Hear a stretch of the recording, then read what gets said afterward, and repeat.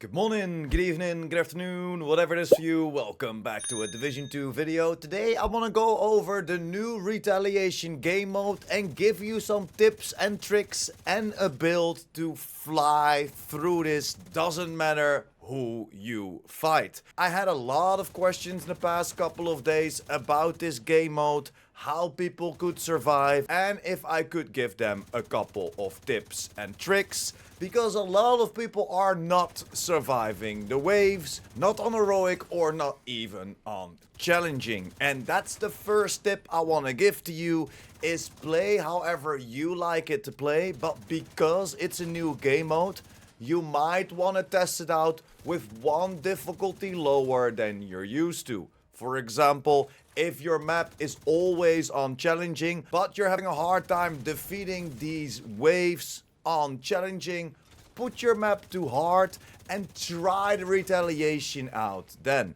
see what it's all about, see what the different spawns are, and then if you get comfortable with the game mode, then of course up it to the difficulty that you like to play on. There is no shame in lowering your difficulty to test something out. Then for the retaliation itself, you are fighting waves of enemies within a control point, but it is not a control point, meaning that you are used to certain spawns within a control point.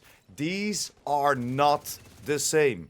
I repeat, within the retaliation game mode, these spawns are not the same, and there is a big chance that you have two spawns at the same time. From the left, from the right, from the front, from the back, wherever you're fighting those enemies from, there is a big chance that there will be two spawns at the same time, or that second spawn opens up when you're still fighting that first group of enemies, for example on the right, and then that next enemy spawn comes through on the left.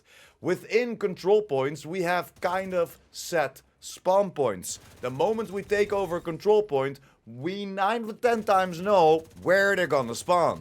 So then we're gonna spawn trap them, we're gonna foam them down, or we're gonna just stand next to that manhole cover and take them all out in a single swoop. That is not the case with retaliation. I would recommend you to stay in the middle of the control point. Try to find some cover from left and right or from front and back, so you can always look to the different direction and also being protected.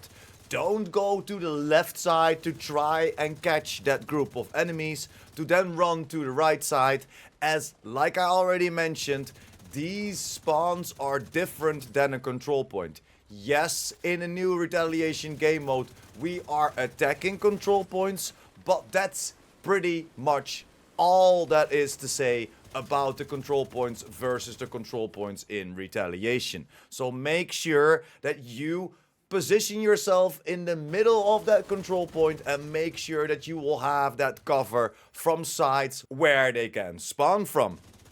Another tip that I can give you, go into the modifiers. There is a global modifier this season that can give us up to 30% rate of fire and 30% extra weapon damage. Especially that rate of fire comes in clutch, helps out a ton, especially on builds that need some stacking, and it's pretty easy to get. And I would recommend you to use it as well if you have survivability issues. There are so many builds that you can use. You can go for Pestilence so everything can jump over. You can go straight OD build. You can go straight Striker. But this is a little bit more towards the survivability while still pushing out that 1 million crit shots on the head, running around with a decent amount of armor.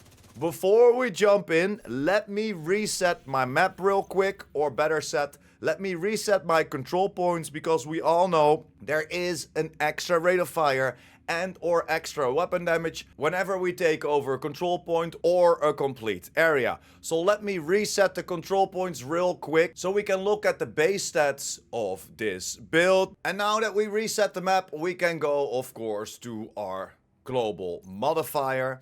And this, for me and for everyone else, you just saw me reset the map, will already be at a current rate of fire of 16%. So if you reset your map, your weapon is already boosted by 16% rate of fire. Let me show you. I will open the map for all of y'all so you can see everything is taken over. You see that? It's not that I have a different control point taken over. Everything on the map is red. So yes, if you reset your map, you will already have 16% rate of fire. I don't know if it's because, of course, we have our theater settlement in downtown East. We got our castle in East Mall. And we got the White House in the White House district. These are, of course, 3 settlements that might give us some extra rate of fire. Because if we look at it again, if we open up that system, you see that we are contesting 3 named zones. We don't own anything on the map except for the settlements, of course. So these will give us a 16% rate of fire at the moment. I don't know if that's intended, but for now, every single build that you have on with the global modifier active will give you an extra 16% rate of fire. And that's also what you will see in the gameplay and what you saw in the gameplay. That gameplay already has that 16% rate of fire. Now that we have that out of the way, I did not use any active modifiers. I did not use any passive modifiers. And this is the whole overview of the build. Of course, we're going for the tech tank. We're going for the Lexington, damage your target out of cover on there. And then flatline.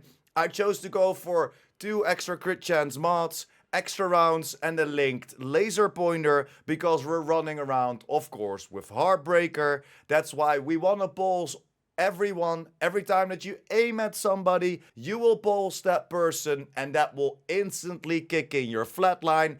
And at the same time, of course, our Heartbreaker as well. That's why we're running around with 4 pieces of Heartbreaker. This will give us assault rifle damage, weapon handling, but most importantly, the hard stopper for the 4-piece. Headshots apply a pulse for 5 seconds. Not really needed because we're already running around with that linked laser pointer. Every time that we aim in, we will pulse people. Weapon hits on pulse enemies add a stack of 1% bonus armor and 1.1% weapon damage to pulsed enemies, up to a max stack of 50. We went into crit chance and crit damages all the way. We went for the chest piece as well, as that will give us stacks to 100. So now instead of giving us that 55% weapon damage and 50% bonus armor, it will now give us 100% bonus armor and 110% weapon damage to pulsed enemies. Again, everything towards crit chance and crit damages. And you could go for 1 armor core or even 2 armor cores depending what you like to play as. I chose to go for 2 on the Heartbreaker. And then, of course, next to that, we have Cheska, White Cheska for that extra critical hit chance. And then our 3rd armor core will come from the Memento. This will, of course, give us all the core attributes, weapon damage, armor, and skill tier. I have a critical hit chance mod on there, and we're doing it for kill confirmed. This gives us, in the long haul, after picking up 30 stacks, and that goes pretty fast, an extra 30% weapon damage, 30% skill efficiency, and 3% armor generation for 5 minutes. This will be active a lot, and always, whenever you pick up a trophy, you will also get a small buff of 10 seconds, depending on how many of the attributes that you have stacked on your build. So I'll give you an example. We have 3 blues on this build. If we then go back and we pick up 1 of those trophies, we will get 30% extra bonus armor for 10 seconds. Because if we go back, we look at it, we have 4 red cores, we go back to it, so this will give us an extra 20% weapon damage for 10 seconds whenever you pick it up. So you could work towards that. You could pick them up instantly to stack yourself up, or the moment that you find a tougher enemy to beat, run up to that trophy, pick it up. It will give you that extra buff of survivability and damage output for 10 seconds, and you can just shred through enemies. But like I mentioned, we're doing it for those 30 stacks, giving us that extra 30 weapon damage, 30 skill efficiency, and 3% armor regeneration. And that's pretty much the whole overview of the build. Secondary, I would recommend you go for the rock and roll. I rolled Rate of Fire on there, and this comes with the talent perfectly extra. Why Rate of Fire? Because I'm using this as a stacking gun and not for damage. Of course, we went for the linked laser pointer throughout our technician specialization. This also gives us the opportunity to go for the Artificer Hive. This gives us some extra stim efficiency, range, and duration. And then, of course, we can hide behind our shield. And that's the great thing about this combination, is that our shield will get buffed by our armor cores as well. So now you see, our shield is at tier 5, giving us a lot more survivability. 4.1 million health on this shield, on that tier 5. We went for twice the shield health and 1 times holstered regeneration for the mods. For the stats, you want to go for 58% critical hit chance and 93% critical hit damage. And then, of course, all of the other damages will get extra from that memento backpack, that extra 30% weapon damage, and of course the armor regeneration that will not show up on the stats at the moment. And that's pretty much it. A whole overview of the build, of course. Again, those are my tips and tricks to work a little bit. And now I will show you a full run of my retaliation.